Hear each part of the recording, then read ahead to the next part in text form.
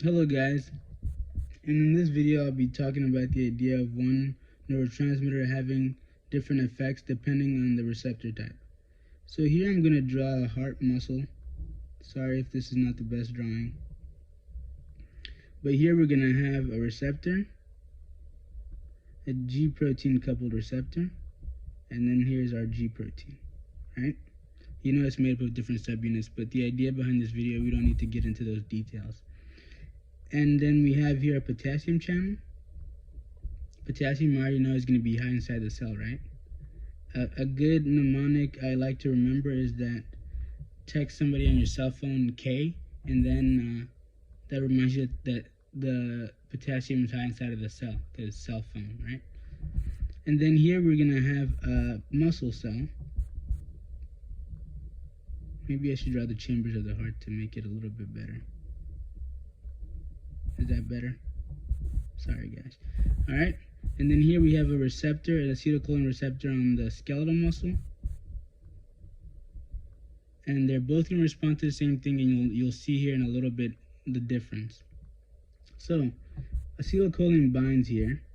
This G protein undergoes conformational changes, and it becomes activated when GTP is bound. So just always remember that GTP bound, active, GDP inactive. So it'll swap GDP for GTP. So when GDP is with the T is bound, it's going to be active and it's going to dissociate and it's going to act on this potassium channel. What it's going to do is going to open this potassium channel, and since we have high potassium inside of the cell, what do you think is going to happen? We're going to have potassium efflux, right? This is going to make the heart muscle more negative, and is going to basically slow down the heart rate. All right, and I'm going to draw a neuron here that's releasing this chemical. And what neuron do you think this is? If you know your physiology, this is your vagus nerve, cranial nerve number 10. Vagus nerve, right? And just to be clear, whenever I was explaining in my previous video about the electrical to chemical event thing, I might have pointed at with my pen, not very clearly what I meant by chemical. But when I mean chemical, I'm talking about the neurotransmitter specifically. So when we say electrical, this is an action potential coming in. The electrical, that's the electrical event. The chemical event is the chemicals in the synapse, the neurotransmitters, not the ions.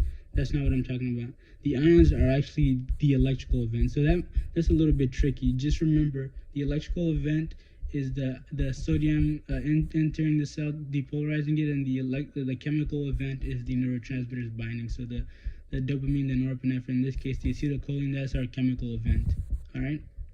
And then here we have a potassium efflux slowing down the heart rate.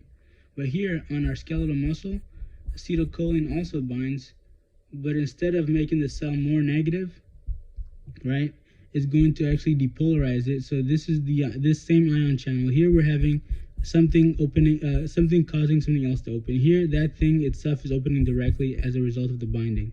So directly after binding, this sodium channel is going to open, and it's going to cause sodium influx into the skeletal muscle, and this is going to lead to muscle contraction.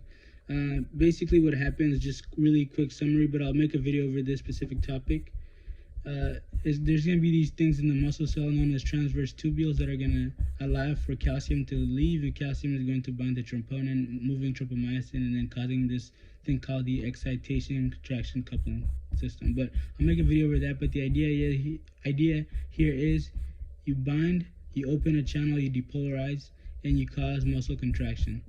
This is known as an ionotropic receptor. It makes sense because it's an ion that moves in whenever it opens, right? Ionotropic. This is known as a metabotropic because it goes through a G protein. So remember, metabotropic, G protein, ionotropic, direct is the keyword. Direct opening of the ion channel, and then the ions moving in. This is going to happen, the metabotropic is going to happen slow, but it's going to last for a longer time. That's also very important. The metabotropic is going to happen very fast, but it's going to be for a short period of time, because you don't want to always be contracting your muscles, right? And so just to summarize one more time here, you have your ligand that binds as a result of I guess here let's say our vagus nerve releases it. All right, parasympathetic response, right? The G protein gets activated via the swap for GDP for GTP. It dissociates and opens a potassium channel. Potassium leaves since there's a high concentration of potassium inside of the cell. And we said a good way to remember that is because if you text somebody in your cell phone the letter K, it reminds you that potassium is inside the cell. So it's going to go from a low concentration, from a high concentration to a low concentration in the extracellular environment. And that will make the heart muscle more negative. But here on the skeletal muscle, the same neurotransmitter will bind to a nicotinic acetylcholine receptor, that's the name of it, causing sodium influx, which will eventually lead to muscle contraction. I'll make a video on how that happens once again. All right, and it's also important. This also brings up the idea of a resting memory potential. Also, is not necessarily the same, right? The actual heart resting memory potential is more negative than actual the typical neuron. This is not to confuse you, but just think of this as a separate subject. Just know that the heart has a lower resting potential, independent of all this information, so it doesn't confuse you, of other cell types. It's like, I think maybe negative 90 millivolts resting.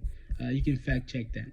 And also, cool fact, I think this is also something you should fact check, but this whole idea of nicotinic acetylcholine receptor, I think it's derived from how it was discovered with the activity of nicotine on the skeletal muscle, basically acting analogous to acetylcholine, in the fact that it could also do the same effect on the skeletal muscle.